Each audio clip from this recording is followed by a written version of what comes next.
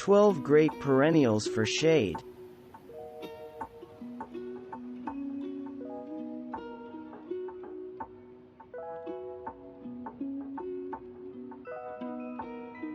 Sometimes you get lucky and have pretty flowers and nice foliage on the same plant.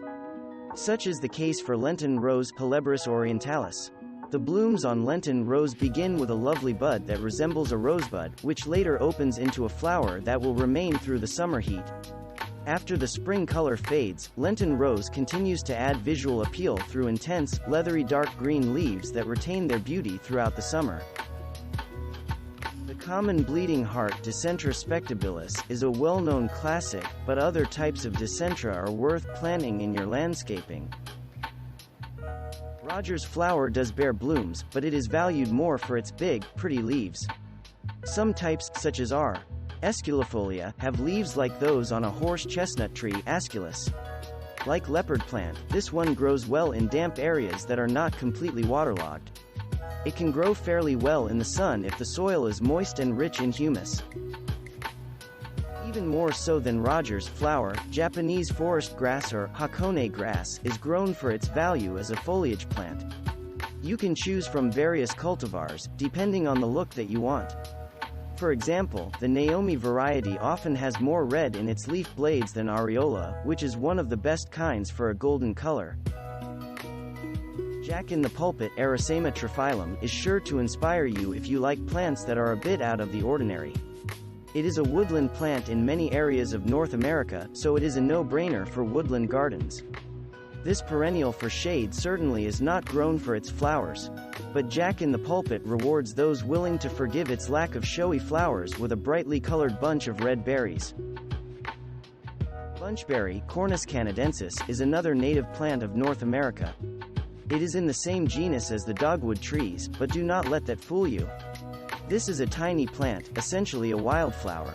As the name implies, it also features bright red berries in fall. Although the name deadnettle might bring to mind other types of weedy nettles that cause skin irritation, spotted deadnettle Lamium maculatum is actually a very nice landscape plant that offers color both through its foliage and its flowers. The popular cultivar, L. maculatum purple dragon, has vibrant purple blooms. Hosta is an obvious choice in picking the best perennials for shade, as long as you can appreciate what foliage plants bring to your landscaping. The list of Hosta cultivars that can serve both as specimen plants and ground covers for shady areas is practically endless. One type of Hosta recommended to dress up a shady spot is Halcyon Hosta. Some kinds of Ligularia have spots, thus the common name, leopard plant. L. dentata, Britt Marie Crawford, does not have those spots, but it has plenty else to purr about. It sports big, pretty leaves with tooth-like edges, and it has the most interesting flowers. Columbine Aquilegia comes in a variety of flower colors. Types with brightly colored blooms may be the best choice for shaded spots, where they bring cheer to otherwise gloomy areas.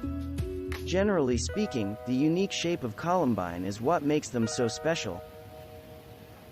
Jacob's ladder, Polemonium caeruleum, is another good example of a plant with a fine texture that can create contrast with other plants. The name, Jacob's ladder, is a reference to the ladder-like arrangement of the foliage leaves.